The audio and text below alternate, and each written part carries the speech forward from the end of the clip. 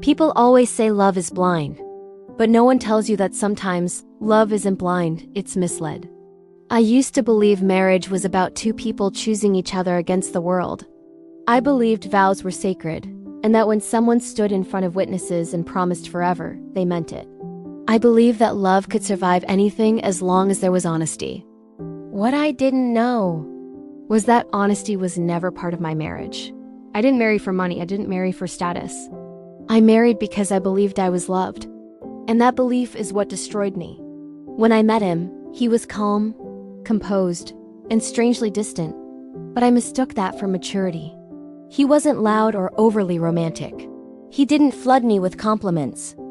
Instead, he listened, observed, remembered details about my life. That made me feel seen. He came from a powerful family. One of those families whose name opens doors, whose reputation is carefully curated. His parents were polite, but formal, almost businesslike. I thought it was just their class, their upbringing. Looking back, I realized they weren't welcoming me into a family. They were evaluating me. Our relationship moved quickly. Not because of passion, but because of urgency, though I didn't understand whose urgency it was at the time. He proposed before I could even question whether we truly knew each other. Everyone around me celebrated. Friends called me lucky. My family said I had found a good man, a stable man. I ignored the quiet voice inside me that asked why something so important felt so hollow. The wedding was grand. Cameras, speeches, applause. His family spared no expense. To everyone watching, it looked like a perfect union. But something strange happened that day. When I stood beside him at the altar, his hands were cold. His jaw was clenched. He didn't look emotional. He looked tense, like someone bracing for impact. Still, I smiled.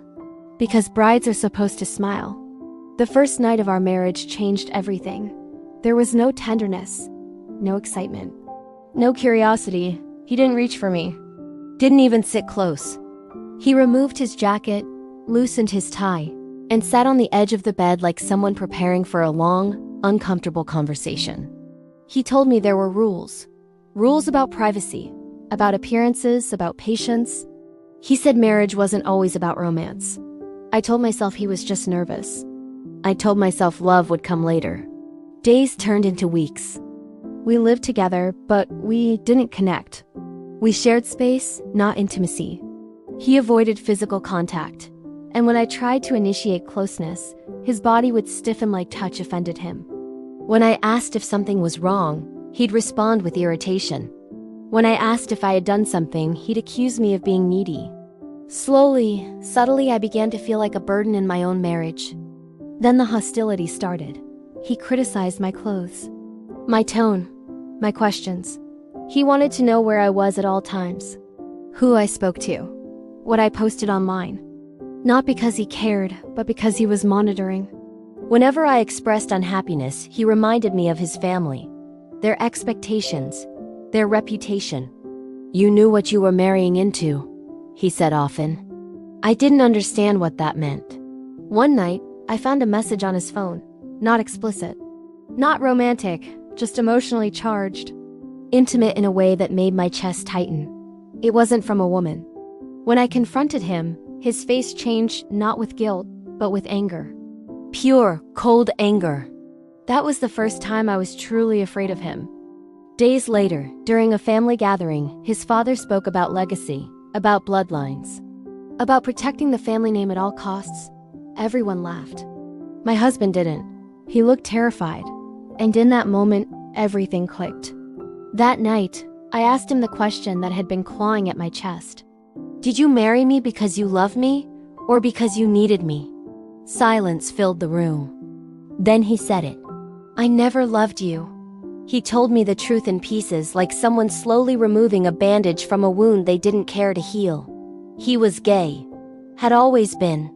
And his family would never accept it. Marriage wasn't his choice. It was his obligation. And I was selected because I fit the image. I cried. I screamed. I asked him why he treated me with such cruelty. His answer broke something inside me. Because every day I wake up next to you, he said, I'm reminded of everything I can't be. From that moment on, my life became a performance.